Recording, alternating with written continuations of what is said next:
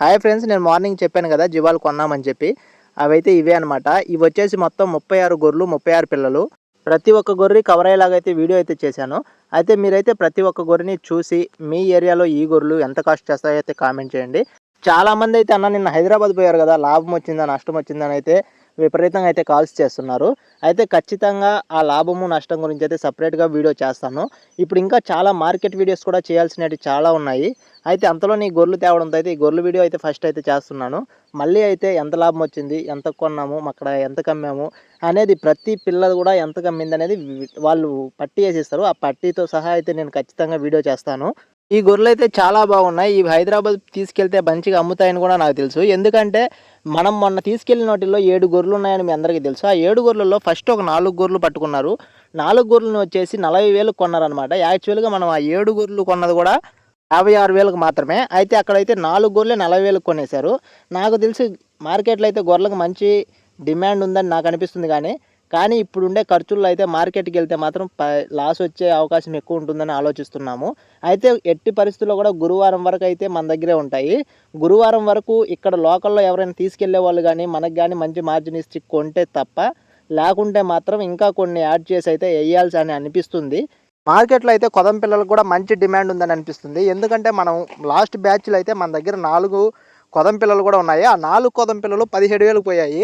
పొట్టేళ్ళ విషయానికి వస్తే మాత్రం చాలా అంటే చాలా దారుణంగా పోయాయి. కానీ వాటి గురించి అయితే మళ్ళీ మాట్లాడుకుందాం. ఫస్ట్ అయితే ఈ గొర్రెల గురించి మాట్లాడుకుందాం. ఈ గొర్రెల్లో అయితే పొట్టేళ్ళు కూడా సుమారైన పొట్టేళ్ళు, అంటే ఒక్కొక్క పొట్టేళ్ళు 9,000, 10,000 చేసే పొట్టేళ్ళు కూడా 7 నుంచి 8 వరకు ఉన్నాయి. అంటే సరాసరి అన్నీ 10,000 చేయవు. అంటే ఒక 80,000 చేసే సరుకు పొట్టేళ్ళు అయితే ఉన్నాయన్నమాట. ఇప్పుడైతే చీకటి పడుతుందన్నమాట. అయితే ఖచ్చితంగా మార్నింగ్ మళ్ళీ క్లియర్గా పిల్లలు సపరేటు, గొర్రెలు సపరేట్ చేసి అయితే వీడియో చేస్తాను. ఎందుకంటే పొద్దున్నే బేరగాళ్ళు వస్తారు కాబట్టి అప్పుడైతే మీకు ఇంకా క్లియర్గా అర్థమవుతుంది. ఇప్పుడైతే జస్ట్ నార్మల్గా చూడండి. గొర్రెలు అయితే బాగున్నాయని నా అభిప్రాయము. అయితే మేమేదో నిన్న హైదరాబాద్ పోయి లాస్ వచ్చింది కదా అని పోయి ఆవేశంతో తీసుకున్న నిర్ణయం అయితే కాదు, చాలా ఆలోచించాము. మంచి రీజనబుల్ కాస్ట్లో వచ్చాయని అయితే తీసుకున్నాము. అయితే వీటి కాస్ట్ విషయానికి వస్తే ఇవి వచ్చేసి జత వచ్చేసి 30,000 పడ్డాయి అనమాట మనకి.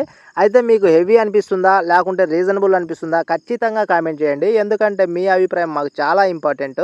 మనం వీటిని అయితే చెంగిచెర్ల మార్కెట్కి తీసుకెళ్లాలంటే ఇవైతే మనకు సరిపోవు అనమాట. ఎందుకంటే ఇవి కేవలం 36 గొర్రెలు, 36 పిల్లలే కాబట్టి మనకు ఖచ్చితంగా ఇంకొక 30 దాకా అవసరం పడుతుంది. ఎందుకంటే ఒక మినిమం 100 వేస్తే మనకి బాడీగా గిట్టుబాటు అవుతుంది. లేదంటే మాత్రం చాలా అంటే చాలా హెవీ అయిపోతుంది బాడీగా.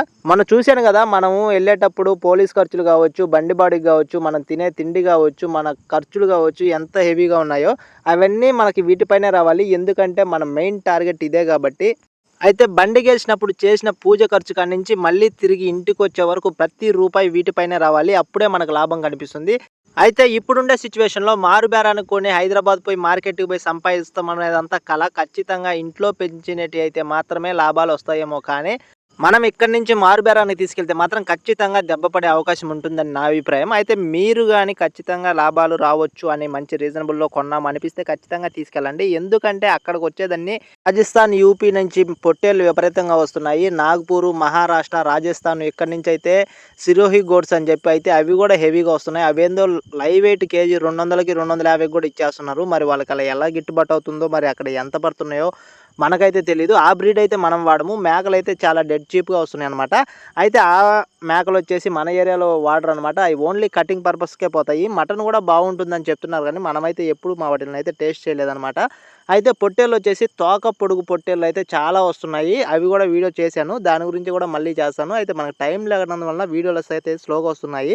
కడప జిల్లా నుంచి బ్రౌన్ పొట్టేలు కూడా, ఎర్ర పొట్టేలు కూడా సుమారుగా వస్తున్నాయి అనమాట. అయితే ఇట్లా నెల్లూరు జుడిపిని అయితే అడిగే వాళ్ళు చాలా తక్కువ అయిపోయారు. నాటు మేకలు అయితే ఒక్కటి కూడా రావట్లేదు. వచ్చినా అక్కడ కొనే వాళ్ళు రారనమాట. ఎందుకంటే అవి చాలా హెవీ కాస్ట్ పడతాయి. అక్కడేమో చీప్ అండ్ బెస్ట్లో సిరోహి గోడ్స్ దొరుకుతాయి అనమాట.